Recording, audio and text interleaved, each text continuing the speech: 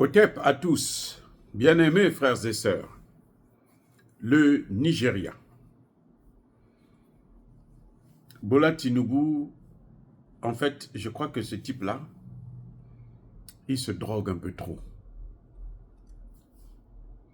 Vous vous rendez compte, Monsieur Bola Tinubu était à Paris pour aller solliciter l'aide de la France afin que la France puisse venir l'aider à lutter contre le terrorisme dans son pays. Parce que je vous rappelle que le Nigeria qui fait la grande gueule contre les pays du Sahel, lorsqu'il s'agit des pays du Sahel, on entend le Nigeria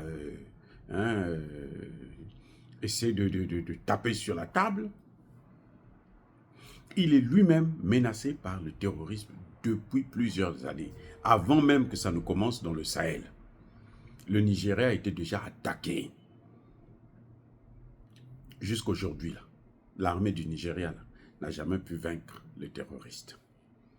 Elle n'a jamais pu mener une guerre efficace comme nous le voyons aujourd'hui au Burkina Faso, au Mali, au Niger. Chaque jour qui passe, des terroristes sont découverts, sont tués, sont assassinés, sont massacrés. Ce même Nigeria va solliciter l'aide de la France. Ils veulent même installer une base militaire française. En fait, c'était pour attaquer le Niger. Mais regardez ce qui se passe. Le Nigeria aujourd'hui consulte, demande l'aide de la Russie.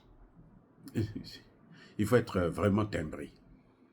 Le Nigeria sollicite la Russie pour que la Russie puisse l'aider à mettre, comment dirais-je, de l'ordre, à porter le calme dans le Sahel. Comment vous expliquer des choses pareilles? Le même Nigeria, qui voulait attaquer le Sahel, demande maintenant à la Russie de venir l'aider. Le Nigeria demande même, sollicite la Russie pour avoir une centrale nucléaire. Parce qu'elle a appris que au Burkina Faso, les Russes ont commencé les travaux pour la construction d'une centrale nucléaire civile. Donc le Nigeria se dit, mais c'est pas possible que des pays qui sont dits pauvres, des petits pays comme ça, se dotent de l'arme nucléaire, et nous, on est là, on n'a jamais eu cette arme-là. Vous savez, le problème du Nigeria, c'est que le Nigeria, c'est un quartier, un État des États-Unis d'Amérique. Les Nigériens se comportent exactement comme les États-Unis d'Amérique. Les Nigériens imitent. Ils vivent comme les Américains. C'est-à-dire que vous avez des richards, des gens qui sont très très riches, et vous avez aussi des gens qui sont très très pauvres, qui vivent dans la pauvreté la plus absolue. Voilà le Nigeria. Mais maintenant qu'ils voient que les pays du Sahel sont en train de s'organiser, le Burkina Faso, les travaux de la centrale nucléaire ont commencé. Le Mali, ça devrait commencer aussi incessamment. Le Niger devrait suivre aussi. Et maintenant, qu'est-ce qui se passe? Le Nigeria se dit, moi aussi j'ai besoin de ça. Mais on va voir où est-ce que le Nigeria va avoir l'uranium. Puisque l'uranium, c'est au Niger. Le Burkina Faso n'a pas besoin de problème, puisque l'uranium, c'est au Niger. Mais le Nigeria aura des problèmes. Parce que Tiani ne va pas les laisser. Et puis la construction de l'AES impose un certain nombre d'accords avec un certain pays, un nombre de pays. C'est-à-dire que les pays de l'AES ne pourront pas, à terme, aller négocier avec des pays qui sont ennemis de l'AES ou d'un pays membre de l'AES. Non, ça ne se passera plus comme ça. Ça, c'est une évidence. Donc, en fait, c'est la jalousie primaire. Le Niger pouvait avoir l'arme, comment vous appelez ça, une centrale nucléaire depuis très longtemps. Le Nigeria qui a accusé la Russie de puissance étrangère qui influence ces pays, aujourd'hui, c'est le Nigeria maintenant qui demande à la Russie de venir l'aider. Mais pourquoi elle n'a pas demandé à la France de lui construire une centrale nucléaire? Vous savez pourquoi? Parce que, la France ne veut pas. La France ne peut pas le faire en Afrique, parce qu'elle sait, en le faisant en Afrique, elle est en train de donner la technologie à l'Afrique. Et si l'Afrique a cette technologie, l'Afrique n'aura plus besoin d'elle. Ça, c'est 1. 2,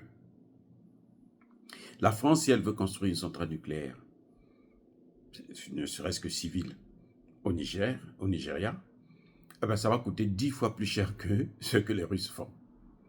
Et ce ne sera pas aussi meilleur que celle des Russes, parce que les Russes sont les grands dans ce domaine. Donc, M. Tinubu, il a des problèmes. Il a des problèmes et je pense qu'il faut qu'il arrête de se droguer. Donc, il arrête de se droguer. S'il veut rentrer dans l'AES, il n'a qu'à se proclamer, se déclarer, et puis on va voir comment, dans quelle mesure, on peut travailler avec le Nigeria. Parce que là, c'est quand même ridicule. C'est-à-dire que il souffle le chaud et le froid. C'est-à-dire qu'il dit une chose et il dit le contraire. Il était contre ces pays de l'AES parce que ces pays-là voulaient leur autonomie. Maintenant, lui aussi, il a besoin de l'aide du partenaire essentiel, privilégié de ces pays de l'AES. Vous vous rendez compte?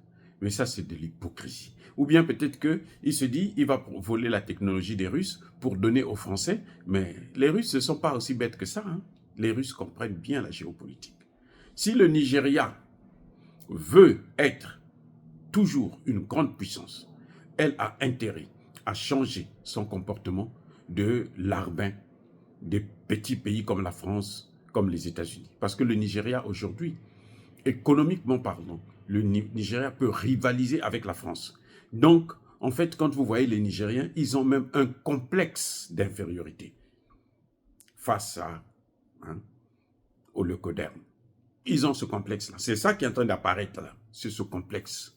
Ils sont complexés. Malgré l'argent qu'ils ont, malgré les richesses, les millionnaires qu'ils ont, ils sont complexés. Déjà, le Nigeria, vous savez, il n'y a pas un pays où il y a une insécurité, mais alors grave en Afrique, comme ce qu'il y a au Nigeria. Et ce sont des escrocs, mais alors d'une manière incroyable. Bien aimés frères et sœurs, dire cela, c'est inciter à la haine ou à la violence. Non. Yaba, colère, V, Yamalembe. Et encore une fois de plus, soyez bénis, abondamment bénis par le Dieu de Kémit et par nos ancêtres angélisés. Mais que tous ceux qui persécutent le continent africain le pillent et le déstabilisent, qu'ils soient noirs, blancs, chinois, arabes, juifs, indiens ou qui qu'ils soient punis, maudits, foudroyés, neutralisés, écrasés, effacés par le Dieu de Kémit et par nos ancêtres angélisés. Vive l'Afrique éternelle, j'ai dit et j'assume.